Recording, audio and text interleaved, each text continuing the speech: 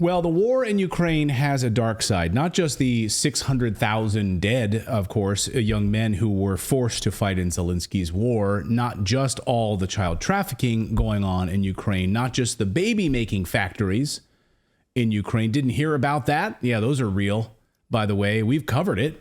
And in case you need a refresher, here is the Swiss-based baby surrogacy company, Biotexcom, with a promo video explaining exactly how the desperate Ukrainian women can come into their bunkers, have their uterus basically turned into a baby-making machine in order to make some quick cash. Now I will show you our bomb shelter, where we will transfer our clients and their newborns in case of the outbreak of hostilities in Kiev. Let's go. So look at our nice facilities here. Here is a toilet. Here we have a first aid kit. There are all the medications needed to administer first aid. Here you can see gas masks. There are instructions on how to use a gas mask all over the shelter. This bomb shelter can hold up to 200 people who will feel comfortable here. Here is our sitting and bedding zone. There are sleeping bags and beds. It's possible to sit or lie here. We have enough sleeping bags and gas masks for everyone who will stay here. There are shelvings with food, as well as tableware, napkins, diapers, and all the stuff needed for babies. Newborns will feel comfortable here. Everything needed can be done here. Here is our children's area. Here we can place newborn babies. There are special cots prepared for them. There are also cribs for a bit older babies. You can see that babies feel absolutely comfortable here. Yeah. It's like staying at the Four Seasons. Yes, using them as baby-making factories. Surrogates need a womb, we've got you covered. And the rent-a-womb business is booming in Ukraine right now and expected to double over the next few years. And the best place to do it, of course, is in Ukraine, where desperate women are being exploited, of course. It's even worse than the baby bunkers, we should point out, if you can believe that. No, Ukrainian moms are mad as hell. Ukrainian moms are going to conscription offices and raising hell about their sons being dragged off to war. That's one thing.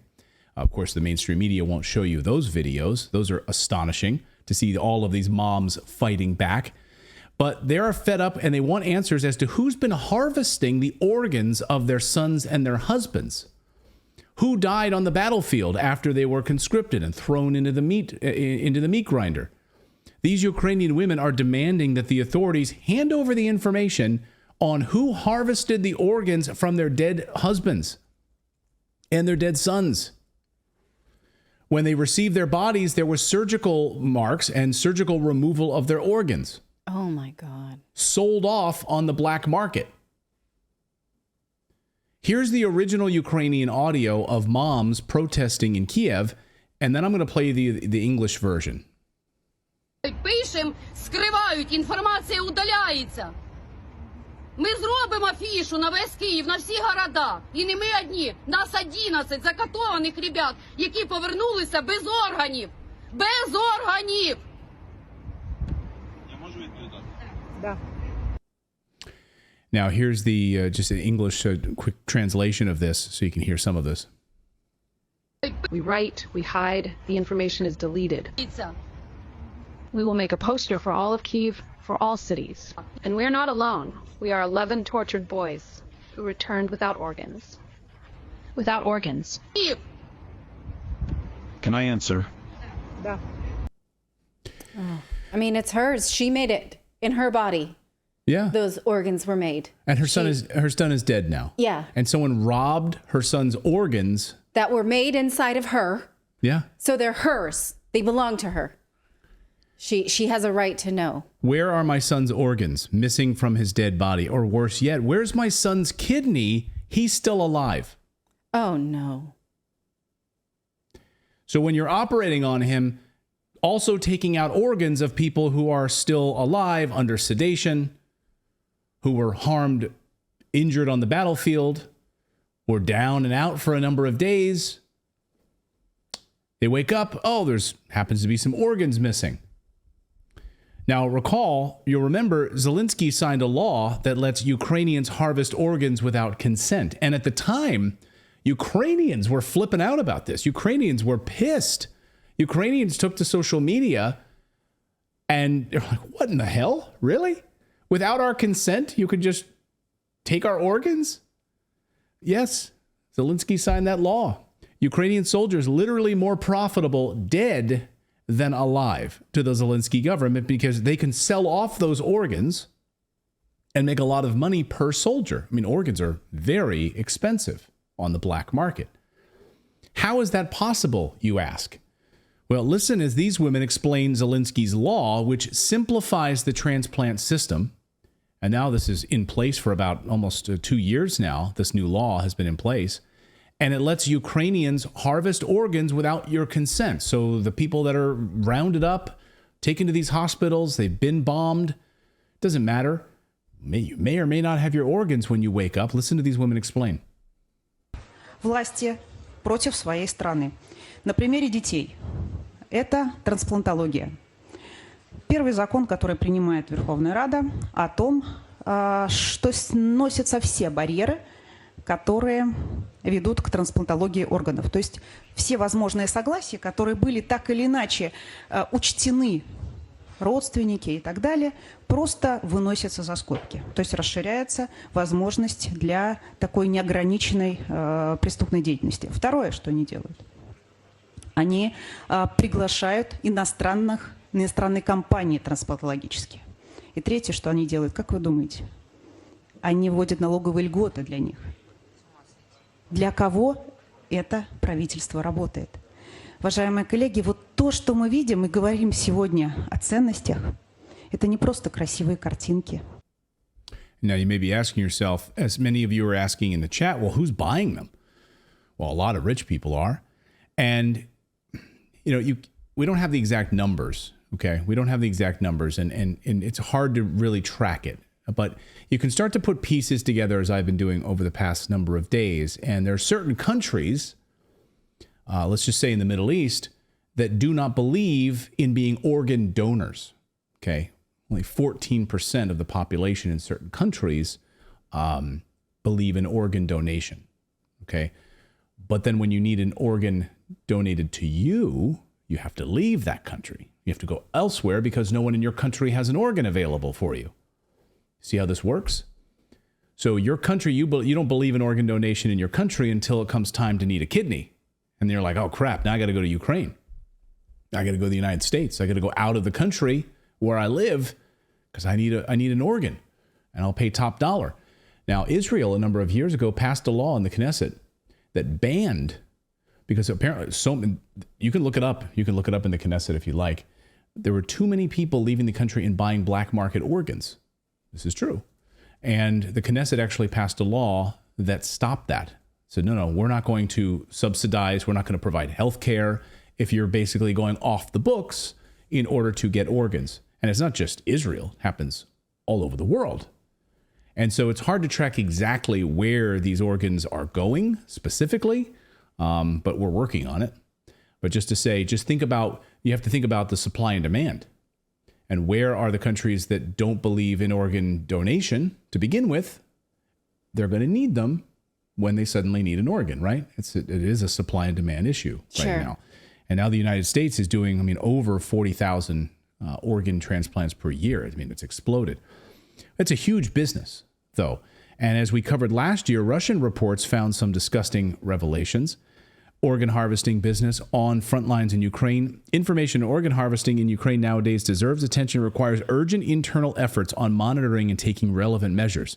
The existence of this terrible, bloody business is impossible without sponsorship at the highest level of government.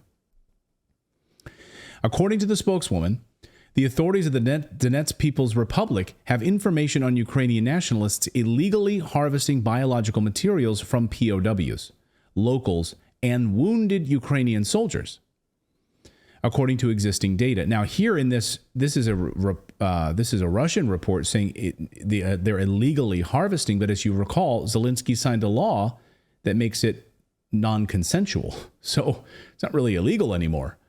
Just do it, right? To the rest of the world, we would say that's illegal. According to existing data in the active combat zone, 20 to 30 people per day end up being operated on by the organ harvesters, many of whom traveled to different regions from foreign countries specifically for this purpose. So these companies and these countries provide these individuals. They come in from outside, not necessarily Ukrainians doing the harvesting. They're facilitating it. Wait, honey, this is dark. Yes. What you're saying is that they scour the battlefield for people who are not quite dead. Right. And take from them. I mean, I'm sad about it. You know, I grew up being a Monty Python fan, but it's like, bring out your dead. I'm not dead yet. Oh, it doesn't matter. You will be soon. So we'll just take from. And as I pointed out earlier, and as Ukrainians have said, you are more valuable dead than you are alive, because we can take your organs and now we can sell them. Go ahead, Philip. Sorry. No, that's fine. That's fine. There's the Monty Python, The Meaning of Life. They literally did like a forced organ harvesting donation bit in it. Right. Where they're just like, if you signed the donor card, they could just come for it anytime they wanted. Right. So you're alive. Well, I'm still alive. Mm-hmm. Doesn't matter. You signed the card. But here you don't have a choice to sign the card. I'm just thinking this through as if this were a member of my family. So even if they had a chance of survival from an injury, but then you injure them further, there's no chance. So we think of these boys who are being forcibly conscripted off the street while they're just going to school or going to work or what have you. And then they get hurt because they have no training. And then they take from their organs, assuring their death. Yeah, basically. Or taking one kidney when they've been knocked out and they've had a leg amputated. So they wake up and they're like, oh, well. Also, you have just one kidney. Also, you've just had one kidney, and you might have taken some shrapnel to that area. So that's why we had to remove it. We took a piece of your liver, what have you. I mean, do you guys really believe that these guys are on the up and up, telling these individuals the truth about what's happened to their bodies? Like they have the moral high ground here, that these individuals are waking up without an arm and a leg, and they've got stitch marks on their back where their kidneys have been removed. This is beyond the pale. This is almost too much. Yeah. I mean, but these are the things we need to cover, right? I mean, it's like why we cover child trafficking in the United States here on this show, because we need to shine a light on these stories. The frickin' mainstream media is not covering it. Fox News isn't covering it. Are you kidding me? CNN's not going to cover this. We need to cover this stuff. Of course, Ukraine has been trying to downplay the child trafficking and organ harvesting, saying this is just Russian propaganda. So here's the Kiev Post. Russia's fake factory, organ harvesting from dead soldiers and Ukraine's heirs of Hitler. So they're saying, you know, their media outlets are basically pushing this out, pushing out fake information about this. Bah, sorry, that ship has sailed. Because now that Ukrainian moms are coming out demanding answers about their own sons who've had their organs removed, sorry, can't really push that propaganda story anymore, can you? And also, it's interesting, far too many independent sources have also confirmed this trafficking problem in Ukraine. What's even more hilarious is that the Kiev Post also covered this story. So here they're out with us like, this is propaganda about child trafficking and organ harvesting and all of that. And oh, by the way, when you go through their archives, you'll realize that the Kiev Post also covered this story before Zelensky took over the media and kind of made state media. Here, front page of the Kiev Post, pedophiles find Ukraine a good place to roam. That has to be lost in translation. I don't think they must have meant that. This is like a pedophile stream. Oh, it is. Not. Nobody knows the depths of the problem, reads the subheadline here. Nobody knows the depths of the problem, but the nation is seen as a hotbed of child pornography and sexual abuse. And of course, if you cross-reference this with the United States government and the intelligence community, the United States government broke down and stopped a massive child pornography ring that was settled right in the heart of Ukraine. That's easy to find. Simple Google search will turn that up for you. You don't need me to do that, and I'm not going to because it's disgusting to read. Here they are reporting on how Ukraine is a top destination, though, for pedophiles. So we've known about the problem in Ukraine since at least 2014. In fact, the U.S.-owned State Department website reported on this back in 2014, right on their frickin' website. You can go there right now. You can go to the U.S. Department of State's website and read this for yourself, okay? This is their own human trafficking report from 2014, and it stated clearly, quote, children in orphanages in Ukraine and crisis centers continue to be particularly vulnerable to trafficking within Ukraine. And then take a look at your screen. Oh, go back to that. This is the Huffington Post. Not exactly a right-wing publication. Dropped this bombshell report in 2015. Ukraine's orphanages are a feeder for child trafficking. The report highlights the findings of a 3-year-long investigation into Ukraine's orphanages and found that children are at risk of being trafficked for sex, labor, and the selling of their organs. Yes, organ harvesting. You see a pattern here? That's the Huffington Post. I have a friend who was telling me recently about her struggles with infertility. She looked into an agency in Ireland, and they connected her with a baby service in Ukraine. And she said, yes, you can get on the list to sign up. We can't tell you anything about where that baby will come from, and we can't guarantee you a healthy baby. So you just get on this list, and then you get what you get, and you don't get upset. It's like a popsicle flavor. And you may get one that has cleft palate or some kind of congenital disease or something like that, and it's just, you just get it. And so she's like, you can't tell me where it comes from. You can't tell me the origins, like nothing. And you're not even guaranteed a healthy one. She's like, I just didn't feel right about this. Yeah. Not knowing the origin of this baby. And yes. Yeah. And so she decided not to. And I'd love to know the price tag on that, because this is a massive multi-million-dollar a year business, right? This is I'm talking hundreds of billions of dollars. This is why when people are like, this can't be happening. This is why people shut down and they compartmentalize this stuff and they don't want to talk about it. And they just want to talk about Trump and they just want to, but this is a multi-billion-dollar a year industry. This is why they make so much money off of it. These agencies make so much money off of it. So your friend who was consulting someone through Ireland found out, the hotbed of places to get babies is in Ukraine. Some 82,000 children are said to live in these facilities, in these like orphanages that your friend may have gotten a baby from. Although no one seems to know for sure exactly, according to the Huffington Post. According to the Huffington Post, some Ukrainian activists put the number closer to 200,000. Take a look at this. Revealed elite pedophiles paying $150,000 for Ukrainian children at Sweet Shop on the border. So you go to Poland, right on the Ukrainian-Poland border, where elite pedophiles get access to these babies. They're paying up to $150,000 to get these children. That's why these moms want to go to that baby bunker, make some babies, and they'll probably get a few $1,000s, and then the agency who's running the show gets $150,000. That's how it works. So why are we writing a blank check to Ukraine and allowing this to happen? If you, the American taxpayers, are sitting there watching this right now, outraged about it, and Lindsey Graham can go all over the Sunday talk shows and tell you how it's your, American duty to support this, you've got another thing coming.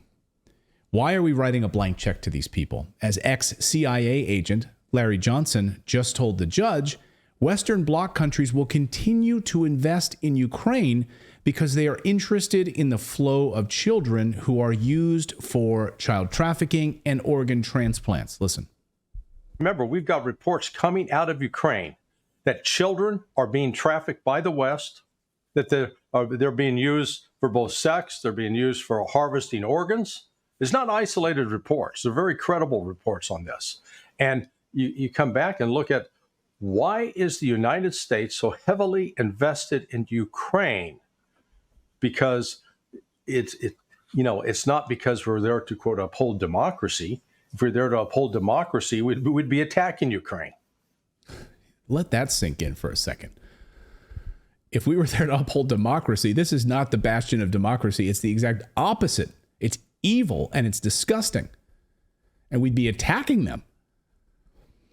But it's worth pointing out that even before the war, the United Nations, other human rights organizations were sending off alarm bells about Ukraine's child trafficking and organ harvesting problem. And we've known about this for many, many years, and we were reporting on it. the United States State Department. So if you're sitting back there with your arms folded because you love Ukraine, or you're part of like the propaganda machine, or you're a bot, and you're saying Bots can't sit with their arms folded. Honey. I know, but anyway, but they can fire off these bots like real fast, and then they jump in here. They can actually program through AI, so bots will suddenly come into the chat room, and they'll all say the same thing. They'll be like, they'll just type in simple phrases like Russian propaganda or Putin's, whatever. They'll just and they program these AI bots now to hit social media and hit our shows like ours and things like that. Anyway, my point is, if you're sitting there thinking, oh, this is propaganda, this can't possibly be real, all you need to do is go to the FBI's website, look at the massive child pornography rings that they've uncovered, go to the United States State Department website, read their own reports on it, okay? Listen to the firsthand accounts, and more importantly than any of it, seek and go and find the moms in Ukraine who are right now talking about their own sons and husbands who've had their organs removed, and they don't have answers from their government as to where they went and who made the money off of them and who paid for these organs. So seek that out. And we'll continue to cover this story. As distasteful as it is, we will.